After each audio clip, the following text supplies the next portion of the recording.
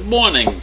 It's Saturday, November 26th. This is the third day of the 4-day weekend.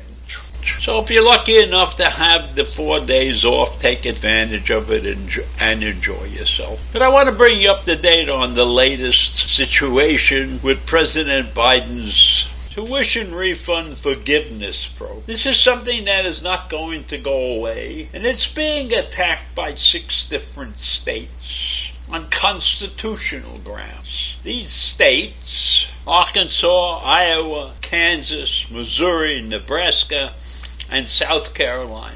Those are GOP states. 5 of them have GOP governors. And the 6th state has a Republican Attorney General. That's Kansas. Democratic governor, Republican Attorney General. Those 6 states have appealed to the Supreme Court to stop Joe Biden's tuition forgiveness program, to stop from reinstating the program, because they have argued that he is acting beyond his authority, beyond the administration's authority. Apparently, they believe all the president is responsible for is the armed services. He can lead them into war, but he can't do anything for the people of the country, according to this group of states. In their filing, they said he is asserting a power far beyond anything Congress could have conceived. And that's why they are blocking his plan, which is going to leave millions of economically vulnerable borrowers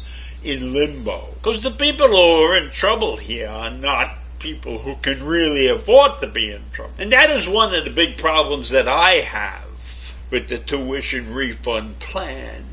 In fact, I have a problem with the tuition that colleges are charging people right now anyhow. I think they've gotten totally out of hand. And I think that the general public is partly at fault for that, because they have just gone along and let them get away with murder. Now, many schools give out grants, and I've spoken about that. The Ivy Leagues have grants for children of lower income families. And many people could qualify for those grants. But a lot of them don't bother looking. A lot of people don't do the research that's required. Or they don't go to somebody who can help them find a good school for their kid at a reasonable cost. And what's wrong with going to 2 years of community college at a reasonable cost before you enter the university, the 4-year school? Many people don't do that for all the wrong reasons. I think wanting to give your children a great education is very important. And you have to recognize a couple of things. First of all, you have to realize how intelligent your kid is. Because there are many intelligent kids that don't need to go to the top school to get ahead in life. They'll do very well in a reasonably priced school. The state schools in New York are not that expensive compared to what a private school in New York costs. And I'm sure that many state universities around this country are like that. So why? Why do people willingly put themselves into debt? And maybe many of these people put themselves into debt because they figured that the president was going to bail them out. Now, that's just a thought that crept into my head. I don't know if any of that is true. But what I do know is that people are overestimating the value of a great school. The value of a great school is not so much necessarily in the actual education that you get, but in the contacts that you make. Because if you go to a school like Harvard or Yale or Dartmouth or Princeton or even Colgate, for instance, you have a network when you graduate, a network of previous graduates who are willing to help you out in finding employment, etc. So you don't have to go to a top university, and that's something that many people overlook. Because when you get out of school, then you have to perform at your job. So it's very important to look at a lot of different factors. And we, as a nation, have not provided the information structure for people to make intelligent decisions with respect to spending all this money on universities. And maybe if the universities realized the problems that they're causing with these tuitions, which they probably do know about it, but they don't care because their registration has remained consistent. So they're getting the money that they need. And many of the schools are not raping the families. Many of the schools have plans that will allow families that really can't afford to be there to get by. As I said, they have grants and other things.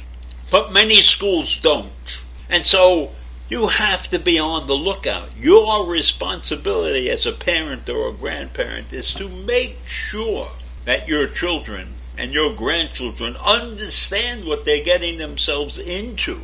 Because I think if you sign up for some ridiculous college loan with a huge interest rate, I think the average interest rate is like 8.5% now, and that's ridiculous. Why can't the government, in its infinite wisdom, put a ceiling on educational loans? Why can't they make the loan like they put ceilings on mortgages? You put a ceiling on it. 4%, 4.5%. It shouldn't be outrageous. Where many universities are tied in with some loan organization and they send you there to get the money, and those organizations tend to be more expensive than the general loan organizations out. So the whole problem with tuition and tuition refund assistance, etc., is a problem that the parents are not paying really a lot of attention to. And they expected that Joe Biden would save their ass, mate, because he had done that in the past. And think about your child who's looking at the future. He's going to graduate and he's going to be in debt for the next 15 years of his life, if he can even find a job where he can afford to pay off the college tuition costs. So I believe that the problem lies with universities, but it lies equally with the parents and grandparents who are willing to pay these ridiculous, exorbitant fees and are not doing their research.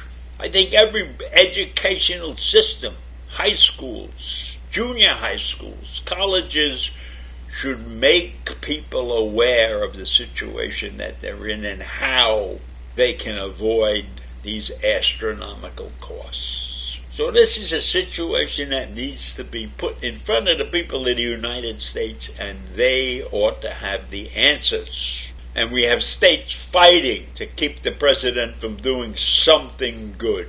Bye.